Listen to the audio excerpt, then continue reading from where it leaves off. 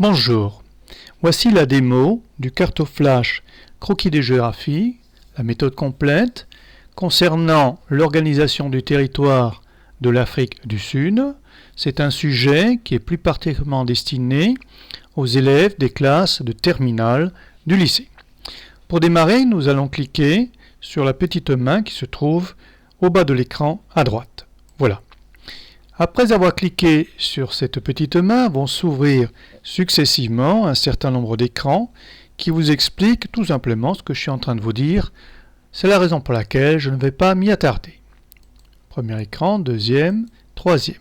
Là, je vais faire une toute petite halte pour vous signaler que le troisième et dernier écran de cette méthodologie, c'est justement la problématique du croquis concerné, et il y a dans la fin de cet écran le plan que nous allons suivre pour réaliser ce croquis. Voilà, l'élève est donc armé pour attaquer la production proprement dite graphique du croquis. Dernier petit clic sur la petite main en bas de l'écran à droite. Et voilà, l'écran qui se trouve devant l'élève qui souhaite apprendre à produire ses croquis. C'est l'Afrique du Sud, chacun l'aura reconnu. Cet écran est présenté de la manière suivante. En haut, au milieu, vous avez toujours le sujet du croquis, ici l'organisation du territoire d'Afrique du Sud.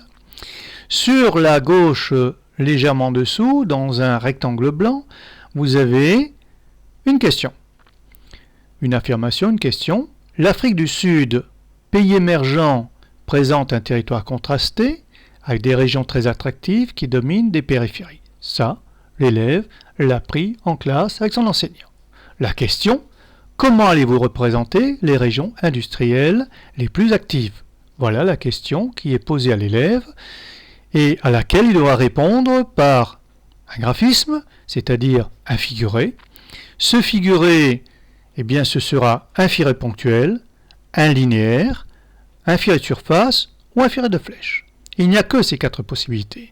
Ces quatre possibilités, ce sont quatre boutons qui, vous l'avez remarqué, en passant dessus, changent de couleur, c'est-à-dire que c'est le bouton sur lequel je me suis arrêté.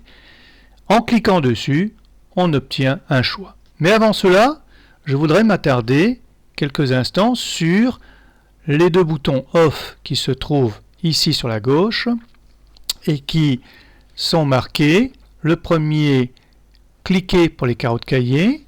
Le deuxième, cliquez pour les contours schématiques. Oui, au lycée, comme au collège d'ailleurs, il y a lieu de produire des croquis de géographie, mais dans un devoir de géographie, on devrait aussi produire des schémas. Alors, comme le dit le mot, le schéma, c'est d'abord un contour schématique.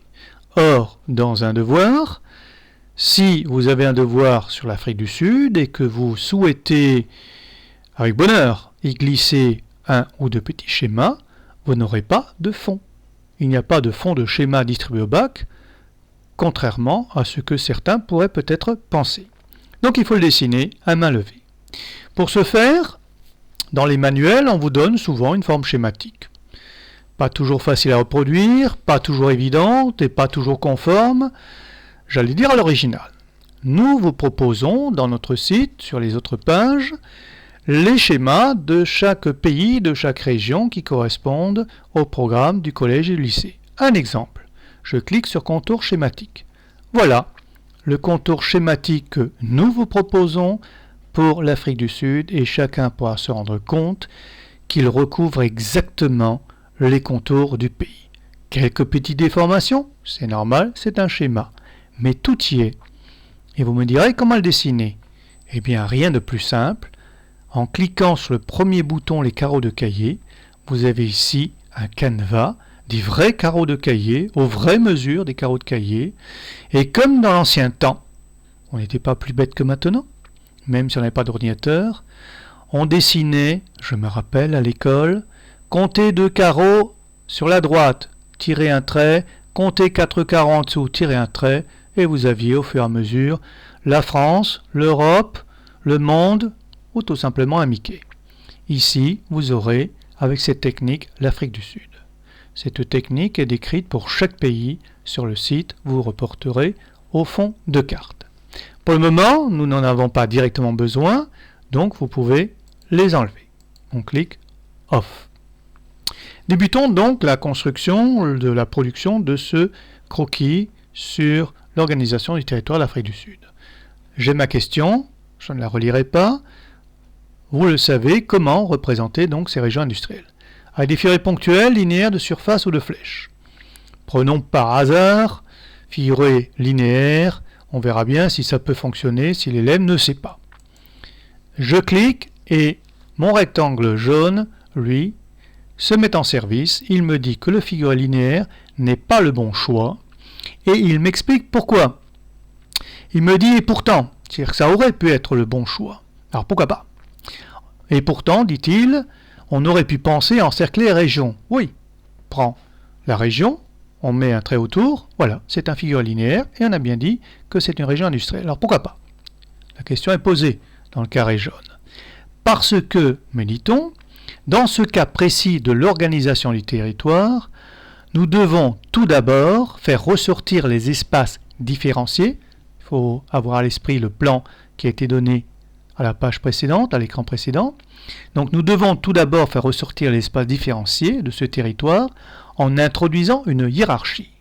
Et le figuré linéaire ne permet pas cette hiérarchie, ne permet pas cette introduction de hiérarchie. Évidemment, si vous mettez une succession de figures linéaires, c'est-à-dire de lassos, vous n'allez pas voir quel est le territoire le plus important et le moins important. On pourrait, un élève étourdi pourrait cliquer sur figure ponctuelle, sur la figure de flèche. Il aura également comme réponse que le figuré n'est pas adapté. Et pourquoi? Eh bien, nous allons, nous, tout de suite, cliquer sur celui qui va être le bon figuré de surface. Trois choses se sont produites en même temps. D'abord, bien sûr, l'explication que nous allons voir tout à l'heure. Mais en même temps, cette explication, puisque c'était le bon figuré, vous avez la légende qui commence à se construire, avec le figuré de surface, l'indication région industrielle. Sur le croquis lui-même, vous avez déjà ces régions qui sont indiquées. Et là, justement, on peut, par exemple, se servir des carreaux de cahier pour repérer où ils sont exactement. Ce qui n'est pas toujours possible dans un manuel. Revenons à notre explication. Dans le rectangle jaune, c'est le bon choix, me dit-on. Et pourquoi c'est le bon choix? Car dans ce cas précis, précise-t-on justement, de l'organisation du territoire, nous devons tout d'abord faire ressortir les espaces différenciés, nous l'avons déjà vu, en introduisant une hiérarchie, nous l'avons vu. Alors comment? Le figuré de surface, trame de fond, permet grâce à la couleur de le réaliser. Réaliser quoi? La hiérarchie. S'agissant des régions industrielles les plus dynamiques, nous utiliserons la couleur rouge, parce que le rouge indique bien un caractère important, cœur rouge, rose rouge, etc. Oui, tous les figurés, toutes les couleurs, à notre avis, doivent avoir une signification. Un symbole, doivent représenter un symbole, doivent permettre, en voyant le croquis, d'évoquer quelque chose. Quand on vous offre une rose rouge, ça n'a pas la même valeur qu'une rose jaune. Je ne rentrerai pas dans les détails. Quand vous avez sur un croquis une couleur rouge, un figuré de surface rouge, cela signifie automatiquement que c'est important. On peut par ailleurs aussi se référer au robinet. Le rouge, c'est l'eau chaude, et le froid, c'est l'eau, c'est la couleur bleue, l'eau froide. Mais on n'a jamais vu un robinet faire couler de l'eau rouge sous prétexte qu'elle est chaude. Mais chacun sait que rouge, c'est hot, c'est chaud, et que bleu, c'est cool, c'est froid. Donc, il en est de même pour les croquis. Nous vous proposons chaque fois des couleurs adaptées qui veulent dire quelque chose et des figurés adaptés qui signifient quelque chose. En poursuivant les différents croquis que nous proposons, à la fin de chaque cycle, l'élève a compris comment on produit des croquis qui ont une signification. Il est illusoire de croire qu'il suffit de se pencher et de mettre son nez sur la légende pour savoir ce que ça veut dire. Pensez simplement aux publicités qui sont réussies, qui sont bonnes, et à celles qui sont ratées. les publicités font passer un message. Ici, il s'agit peut-être pas directement d'un message, mais d'une démonstration. Une démonstration graphique doit avoir un sens. On doit pouvoir, rien qu'avec un coup d'œil, un regard, avoir compris ce que celui qui l'a réalisé veut nous faire partager. Alors, au-delà, bien entendu, puisque j'ai le mont figuré, il s'inscrit dans la légende, il est même tracé sur le croquis. J'ai sur ma droite une flèche munie d'un ressort qui me dit qu'il faut continuer. Je poursuis. Écran suivant, nouveauté, j'ai la petite main que nous connaissons déjà sur ma gauche et qui me signifie tout simplement que à tout instant, à tout moment, je peux revenir sur l'écran précédent. Évidemment, il faudra refaire l'exercice à partir de l'écran précédent. Ici, pour nous, ça n'a pas de sens. Donc, nous avons le deuxième écran, signalé en haut, numéro 2. Toujours une question, mais une nouvelle. Les régions industrielles, véritables cœur de l'Afrique du Sud, sont entourées de périphéries, dites intégrées. Comment allez-vous représenter ces régions intégrées? C'est-à-dire tout simplement que ces cœurs rouges que nous avons dessinés sont entourés de périphéries intégrées. Alors comment est-ce qu'on va faire? Évidemment, le bon élève va trouver tout de suite, les autres s'amuseront peut-être ou se tromperont peut-être en cliquant sur des figurés inadaptés. Nous allons tout de suite choisir le bon, évidemment, puisque c'est encore un territoire qu'il faut souligner, même si c'est une périphérie, ce sera forcément le figuré de surface. J'ai raison, c'est le bon choix. Et on m'explique pourquoi c'est le bon choix d'abord, et surtout pourquoi il faut la couleur que nous avons choisie, c'est-à-dire que nous avons pris ici une couleur orangée, dont on me dit qu'il est logique de poursuivre avec la couleur orange pour respecter la hiérarchie des couleurs, traduisant la hiérarchie des espaces, mais on me signale aussi, parce que tout y est, attention à ne pas appuyer exagérément sur la couleur pour ne pas la rendre plus vive que le rouge qui vient d'être attribué. Voilà une bonne explication. On ne me dit pas seulement quelle couleur il faut choisir, mais on me dit comment je dois m'y prendre pour tracer ces couleurs. Effectivement, prenez du recul, regardez cet écran, le rouge est bien prédominant par rapport à l'orange. Nous avons donc ici une hiérarchie bien claire. Un élève qui appuierait exagérément sur la couleur orange arriverait exactement au résultat inverse. C'est signalé.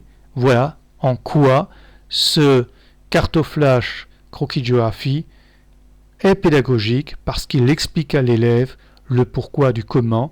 Chaque figuré est expliqué, pourquoi ce figuré pas un autre, et les couleurs qui sont attribuées au figuré sont expliquées aussi, pourquoi cette couleur, pourquoi pas une autre. Nous aurons dans certains cartoflash aussi la possibilité de préciser les tailles, c'est-à-dire un cercle plus grand qu'un autre, donc proportionnel. Pourquoi ici des cercles proportionnels et pourquoi là-bas non? Tout est expliqué. Si l'élève a trouvé le bon figuré, une explication complète lui permet de comprendre pourquoi c'est le bon et comment le dessiner.